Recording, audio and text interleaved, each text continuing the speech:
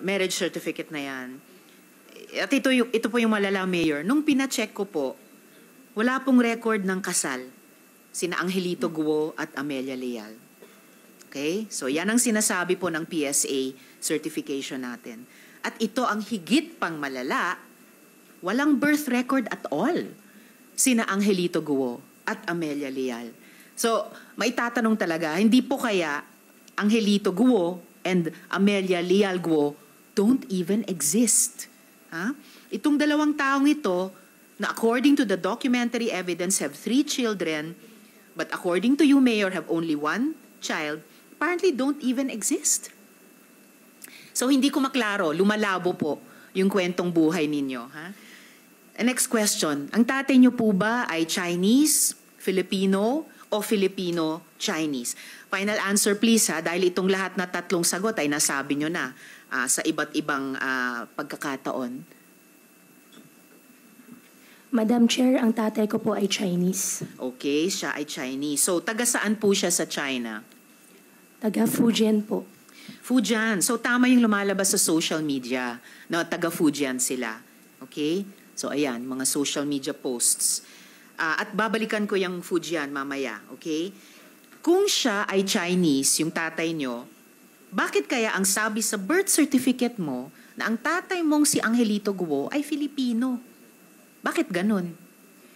Your Honor, yung Angelito po, yan po yung Filipino name po ng tatay ko. Pero yung citizenship po yung tinatanong ko, Mayor. I had this check po And the Chinese national cannot have 2 citizenships. Yes. Wala po silang dual citizenship. Why would you say he's a Chinese national with a Chinese passport, pero ang nakalagay sa birth certificate mo ay Pilipino siya?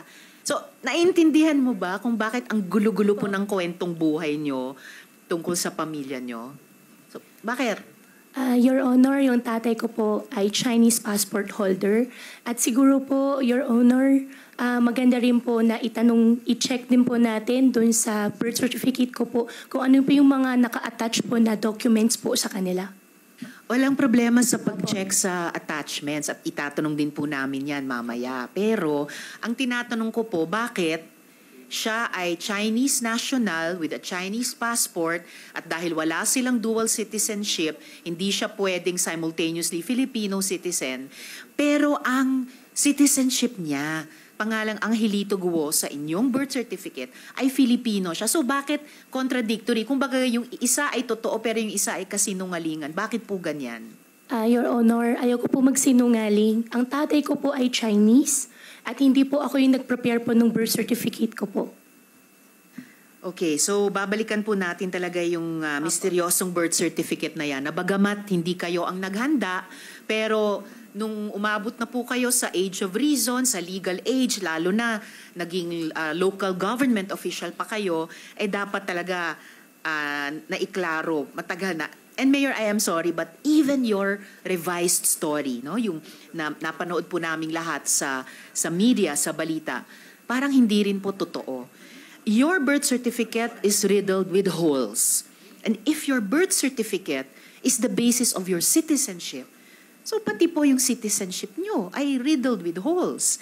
Kung Chinese ang tatay ninyo, based on your own self-declaration, well, sa ilalim ng 1973 Constitution, na yan ang umiiral na konstitusyon nung taon ng inyong pagkapanganak, 1986, kailangan Pinoy si nanay nyo para maging Pilipino rin kayo.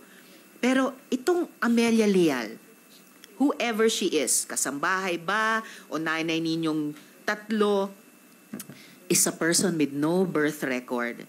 So, how can you derive citizenship from a woman whose very existence is questionable? Yun.